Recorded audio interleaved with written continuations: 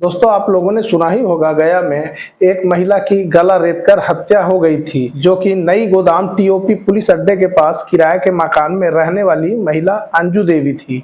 उनकी गला रेतकर अपराधियों ने हत्या कर दी थी और हत्या कर अपराधी जो हैं वहां से तुरंत ही फरार हो गए थे। और वारदात के समय जो है महिला वहां पे अकेली थी और ये घटना जो है दोपहर की है और वो महिला पोलियोग्रस्त थी। जी हाँ दोस्तों, वो महिला एक पोलियोग्रस्त थी और हत्या होने के बाद वहां पर अगल बगल अड़ोस पड़ोस को भी पता नहीं चला कि यहाँ पे कोई घटना घट चुकी है। दोस्तों, इस घटना की भनक लोगों को तब पता चली जब उसकी बेटी स्कूल से घर लौटी और जैसे ही वो घर लौटी तो वो देखती है कि सामने उस दरवाजे पे उसकी मां खून से लथपथ पड़ी हुई है।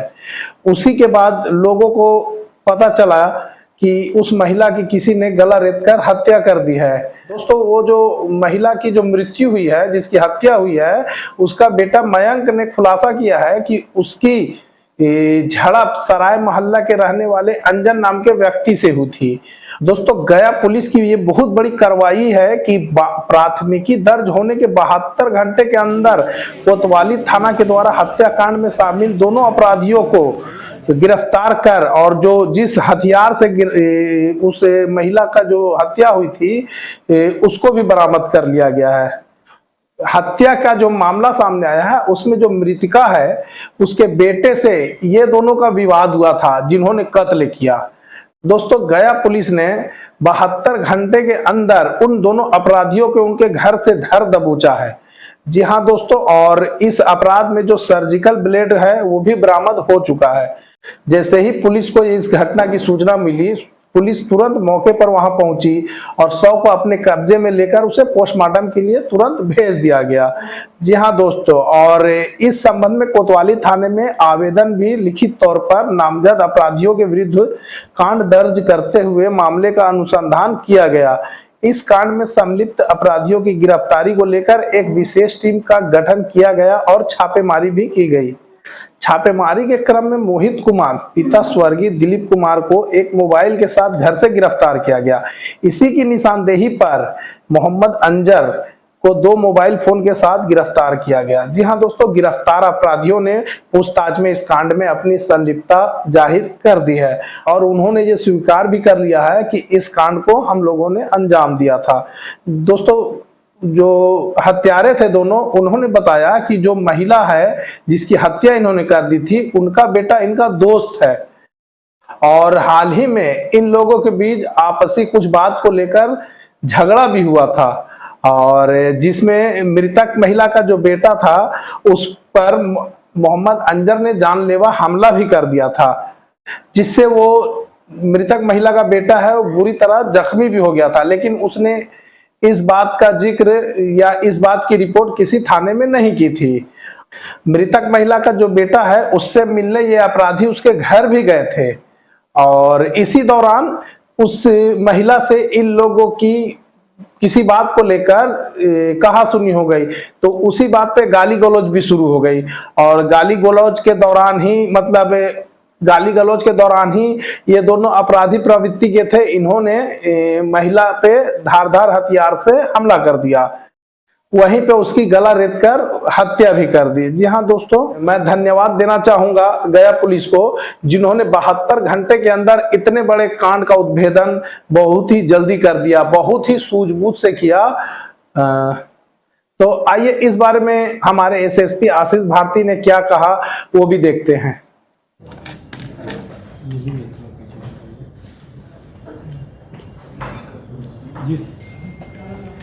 दिनांक 29/6/24 को कोतवाली थाना क्षेत्र अंतर्गत नई गोदाम टीओपी के पास एक घर में एक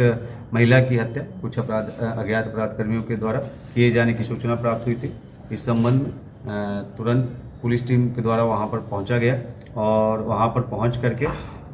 शव को पोस्टमार्टम कराने हेतु भेजा गया तथा कांड का जो अनुसंधान है उसको प्रारंभ किया गया। इस संबंध में वादी के बयान के आधार पर कोतवाली थाना कांड संख्या 352/24 दर्ज किया गया। इस मामले को गंभीरता को देखते हुए एएसपी टाउन के नेतृत्व में एक विशेष टीम का गठन किया गया था, जिसके द्वारा लगातार इस मामले में जो शामिल अपराधकर्मी हैं उनकी गिरफ्तारी के लिए प्रयास किया जा रहा था। साथ ही बेहतर अनुसंधान के लिए इसमें डॉग स्क्वाड और एफएसएल की टीम को भी बुलाया गया था, जिसके द्वारा वहाँ पर जांच किया गया था। जो भी अनुसंधान में आए हुए तथ्य थे और सूचना संकलन के आधार पर इस मामले में जो प्राथमिकी अभियुक्त हैं, जिसका नाम है मोहित कुमार, उसको पहले गिरफ्तार किया गया और उसके पास से एक मोबाइल फ़ोन को बरामद किया गया था। इसके उससे जब पूछताछ किया गया तो उसके द्वारा इस घटना में एक अन्य अपराधकर्मी जिसका नाम है मोहम्मद अंजर, जो कि कोतवाली थाना के पूरब सराय का रहने वाला है, उसको 2 मोबाइल फ़ोन के साथ गिरफ्तार किया गया है। पूछताछ के क्रम में जो अभियुक्त पकड़ाए हैं उनके द्वारा इस कांड में अपनी संलिप्तता स्वीकार की गई है और इनके द्वारा बताया गया कि जो मृतक महिला है, मृतिका, उसके बेटे के साथ ये लोग की पुरानी दोस्ती थी और जो मृतिका का बेटा भी पूर्व में कई आपराधिक मामलों में जेल गया हुआ है और इसके द्वारा बताया गया कि उसके साथ मिलकर के कई सारी घटनाओं को अंजाम दिया है और लेकिन मृतिका के बेटे के साथ इनका विवाद हो गया था और जो क्या कहते हैं, जो इस घटना में शामिल जो अभियुक्त हैं मोहम्मद अंजर, उसके द्वारा इस घटना से पूर्व कुछ दिन पूर्व जो मृतिका के बेटे पे के साथ विवाद हुआ था, उसमें लड़ाई झगड़ा हुआ था और उस पर हमला करके उसको जख्मी कर दिया था, लेकिन उस संबंध में थाना पे कोई सूचना नहीं दी गई थी और घटना के दिन जो पकड़ाया हुआ अभियुक्त है वो मृतिका के घर पर जो मृतिका के लड़के से मिलने गया था और इसी क्रम में जो वहाँ पे मृतिका वहाँ पर मतलब जो लड़के की माँ है वो वहाँ पे मिली थी और उससे वहाँ पर इन दोनों का विवाद हो गया। उसी क्रम में गुस्सा में आकर के ये जो अभियुक्त जो पकड़ाए हैं उनके द्वारा अपने पास साथ जो उनके पास सर्जिकल ब्लेड था उससे उनके द्वारा हमला करते हुए मृतिका की हत्या कर दी गई थी। तो इस प्रकार से इस मामले में कुल 2 अपराधकर्मियों की गिरफ्तारी हुई है, जिसके नाम है मोहित कुमार और मोहम्मद अंजर, तथा उनके पास से 3 मोबाइल फ़ोन और 1 सर्जिकल ब्लेड बरामद हुआ है। जो सर्जिकल ब्लेड वहीं पीओ के पास से बरामद हुआ था और 3 मोबाइल फ़ोन जो पकड़ाए हुए अभियुक्त हैं उनके पास से बरामद हुआ है। इसमें से मोहम्मद अंजर का पुराना आपराधिक इतिहास पाया गया है और कोतवाली थाना में 511/22 जो कि हत्या का ही मामला है, उसमें इसकी संलिप्तता थी और यह जेल भी गया था। इसके अलावा कोतवाली थाना कांड संख्या 322/18 जो कि चोरी की घटना थी, उसमें भी इसकी संलिप्तता पूर्व में पाई गई थी। इस प्रकार से इस मामले में दोनों नामजद अभियुक्तों की गिरफ्तारी कर ली गई।